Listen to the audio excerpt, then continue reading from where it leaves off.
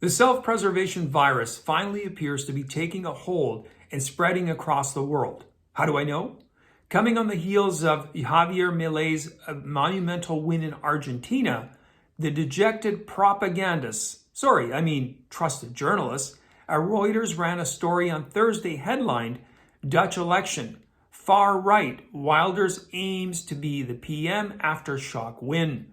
Now imagine if those pseudo-journalists had to pay royalties every time they uttered or used the phrase far right. Why, they'd be as wealthy as ordinary Venezuelans. You likely didn't know it, but based on the headline, you can guess that the Netherlands' Geert Wilders has long been characterized in mainstream corporate media as a far-right extremist. He's so deluded that he often praises both President Trump and Hungary's conservative Prime Minister Viktor Orbán, which has earned him the nickname of the Dutch Trump. It isn't just Wilders' anti-leftist stance that makes him the devil incarnate. No, folks. But get this, on top of that, he's anti-Islam, anti-immigration, anti-Ukraine aid, anti-climate change, and anti-EU. All this to say, he's committed to returning the Netherlands to the Dutch.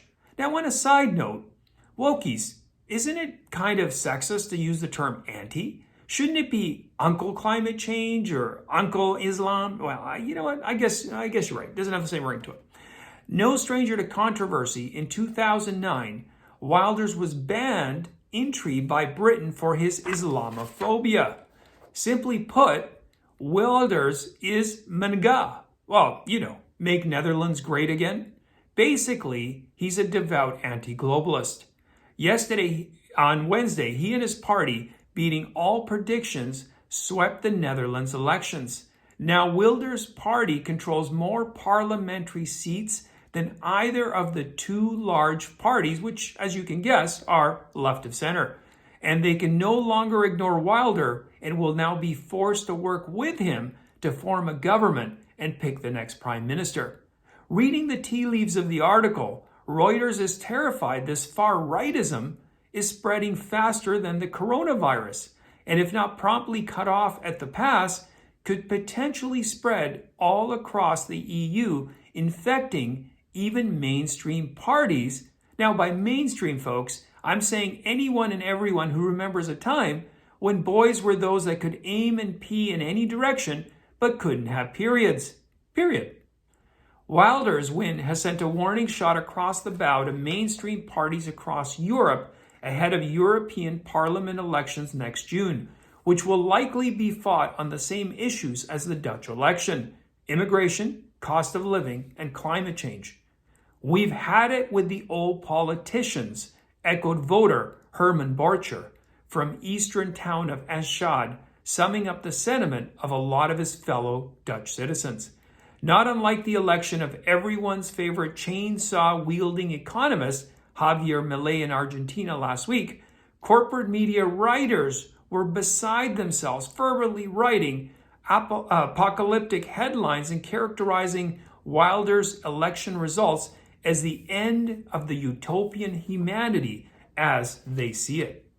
Now, like with Javier, it won't be long before someone finds a time or occurrence when Geert Wilders went to Davos or said some kind of favorable sentiment about a left-of-center policy. The goal of all being to douse any conservative excitement and enthusiasm about his win. Look beyond that, folks. The great news about Geert Wilders is not about him. It's about the Dutch voters who, like Argentinians, have said enough is enough and are finally asserting themselves and becoming a force to be reckoned with. They share the same sentiment as the lone voter quoted who said, "We've had it with the old politicians."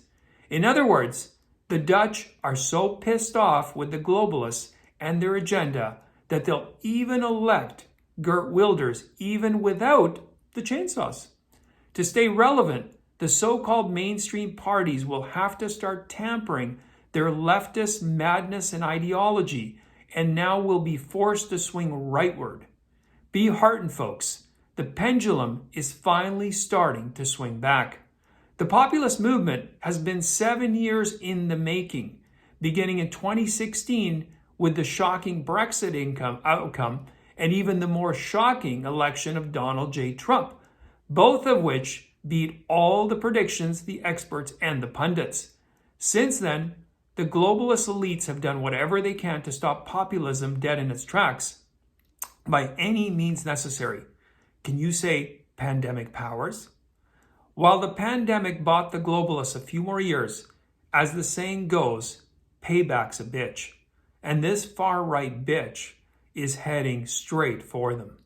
Anyway, I thank you for watching. I do appreciate it. Please post any comments you have in the comment section. You can also follow me on my Rumble and my Locals account. If you haven't yet subscribed to my channel, please do so. You can also follow me on X, Twitter, and I'm at Camera612, and I will see you next time.